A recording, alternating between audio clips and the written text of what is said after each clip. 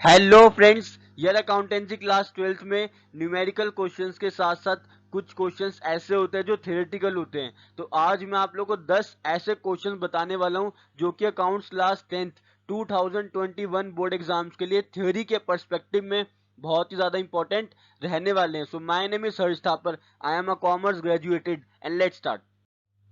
तो सबसे पहला जो इंपॉर्टेंट थ्योरी क्वेश्चन रहने वाला है वो है give two circumstances in which the fixed capital of partners में change.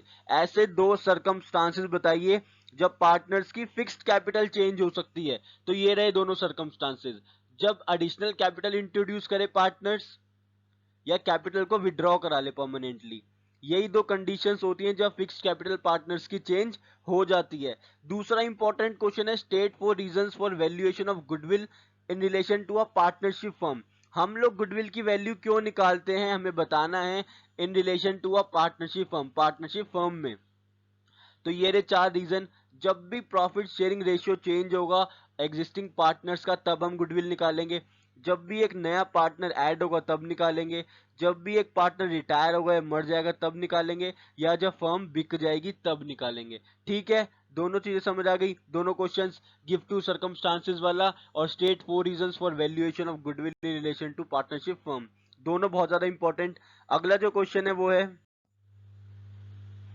What is meant by reconstitution of partnership firm? Reconstitution of partnership firm क्या होता है? चार ऐसे ओकेजन बताए जब पार्टनरशिप फर्म रिकॉन्स्टिट्यूट हो जाती है।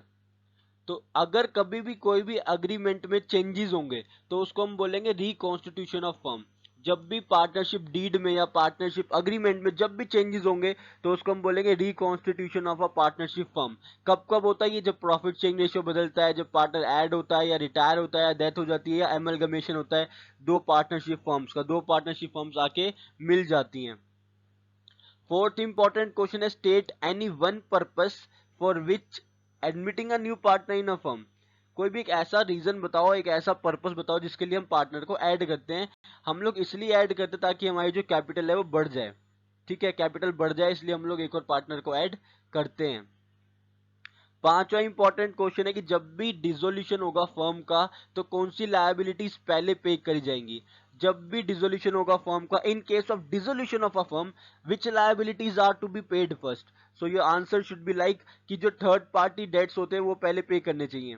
ठीक है, जो भी थर्ड पार्टी डेट्स होते हैं वो पहले पे करने चाहिए, उसके बाद बाकी चीजों को देखा जाएगा। सिक्स्थ इंपॉर्टेंट क्वेश्चन है state any 6 reasons in which the court में order to dissolve a partnership firm. ऐसे 6 रीजन बताओ जब कोर्ट ऑर्डर करती है एक पार्टनरशिप फर्म को डिसॉल्व करने के लिए। तो ये रहे भाई 6 के 6 रीजन।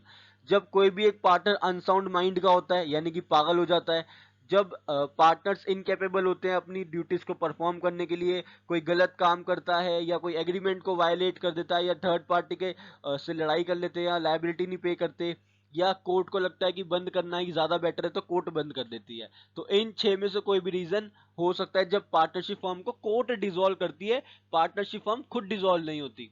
ठीक है, सेवंथ इंपॉर्टेंट क्वेश्चन है distinguish between reserve capital and capital reserve.